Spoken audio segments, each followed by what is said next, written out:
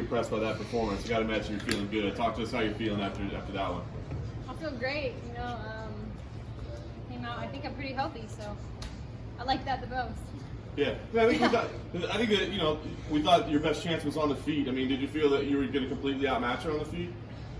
Yeah, I did, absolutely, and I also knew I was gonna out grapple her as well. She pulled like guard or something, so that kind of threw me off a little bit. I was expecting the single leg, but once I stopped the first couple like attempts of her coming in, then I also felt her strength, and it wasn't anything like mine. So.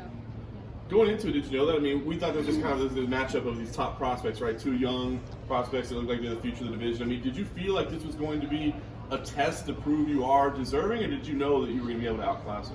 I absolutely knew it. Do you have faith in, it seems like you're one of the hardest hitters in the division, and obviously a lot of women can't match your strength. Do you just take a punch and you think, okay, there's nothing here, and then you can just march forward? Is that how you feel in there? No, the idea is never to just take a punch and then just march forward, but I do know that I possess the strength that not many women, if any women in the division, possess the strength that I have. I actually didn't even do any strength and conditioning for this camp, aside from a little bit of conditioning with my coach, but not a single weight was lifted in this camp. I just hit hard, and I put in the work, and it doesn't come from strength training. It comes from hitting over and over and over and over and creating that power. Do you think Paige Van Zandt will answer the call? I'm sorry? Do you think Paige will answer the call? I doubt it, but if she does, I'll be here. So your coach, Ben Askren on Twitter was saying he thinks you'll ruin her Instagram career if you end up fighting her. Oh, I absolutely will ruin her Instagram career. These elbows hit hard, and they cut you up. Whose decision was it to not lift weights? I mean, was that like a philosophical change that your team came to? No, I put on a lot of muscle and a lot of body mass, both body fat and muscle, really fast. Especially when I'm eating correctly and training as much as I do. So I just put on weight really fast. So the strength side, I knew that I'm strong enough to fight, and honestly, your whole job is to go into a cage and fight. So your whole training should be fighting, and that's kind of the approach I've taken, at least in this camp specifically, is do more of what you already do. So if I'm going into cage to fight, I should probably train fighting more. When we talked to you ahead of the fight, you said that strawweight was still a possibility for you. I don't know how hard the weight cut was. I mean, obviously, you had to get behind the hoop and all that good stuff. I mean, so talk to us about how the weight cut was, and in retrospect, I mean, do you still feel like strawweight is a possibility or not? I do, and like I said, it's been a work in progress because I've been working with the Performance Institute in Clint. It's been a year, and we've seen huge changes in my my metabolic system.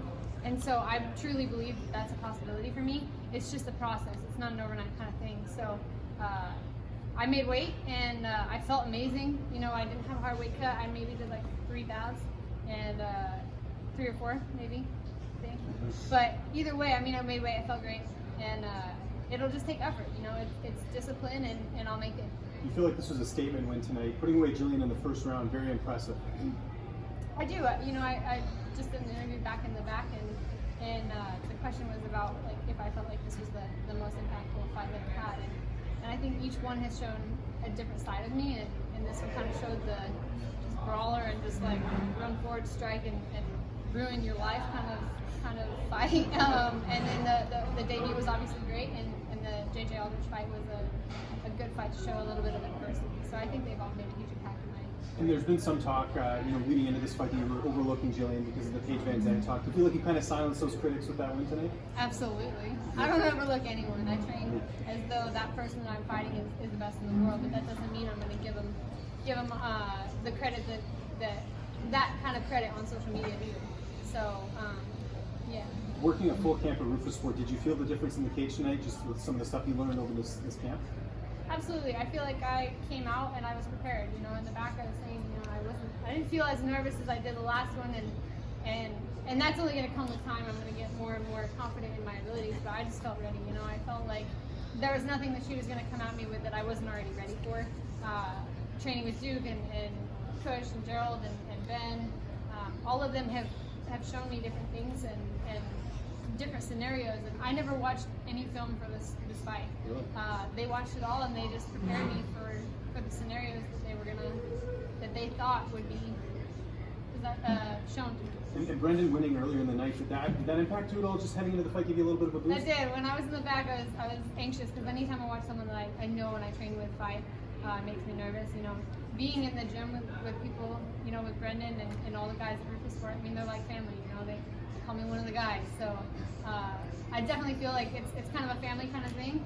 And seeing him get the win, you know, that first round, I was like this. I was like having my leg, and I'm sitting there, and no, to see him get the finish, I was so happy, and he should be proud of that win. What's written on your hand?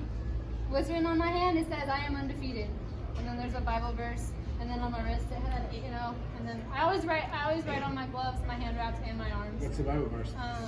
The Bible verse is Psalm 144, verse 1, and it's the Lord who prepares my hands for battle, and it's that one. Hypothetically, Paige turns on the fight. Dana comes to you, the matchmakers come to you and say, all right, pick someone else. Who are you picking?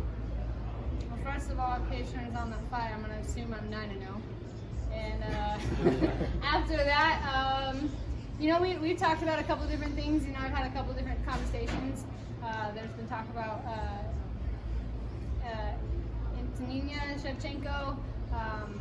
I mean, obviously, any of the girls in the division, I really don't care. You know, it's whoever Dana and my team and all of us we decide on. But we've talked about a couple different names, but we'll see. We talked earlier that you were, according to ESPN, the 6th best fighter under 25. I think I Do should you go think to they should number 1 rewrite now. that? Yeah, I think I should go to number 1 now. Are you looking to get right back in the cage? What are you thinking about? Yeah, I mean, my hands are good. I in the last fight, I broke my hand. I had thumb surgery. So I came back after 6 months, and this fight I came out, and I feel pretty great. So, yeah. After your debut, you said you were eyeing big cards.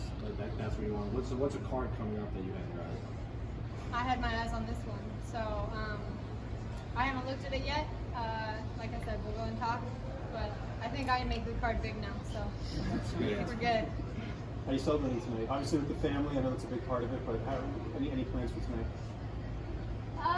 You know, I have a lot of family, a lot of sponsors. I have a lot of family that came out. Most of my family's from New York, and so they made the drive down. I have a ton of sponsors. You know, I'm sponsored by Ford Long MacArthur. They came up from Kansas.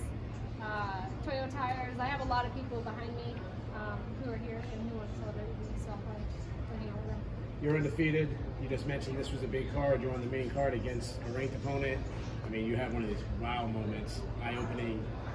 That said, do you think you deserve to be in a co-main event or maybe even a main event next? I believe I belong at the top. Yeah, absolutely. I'm someone that people want to watch fight, and I'm an exciting fighter. You know, so I can guarantee that anytime I come out, you know, I'm gonna come out swinging, and I'm gonna come out for a finish. So I definitely belong in the main event spot or co-main event spot because, you know, it's kind of like the grand finale. I feel like that fight that I have is a finale fight. Are you going to ask for it? Sure, why not?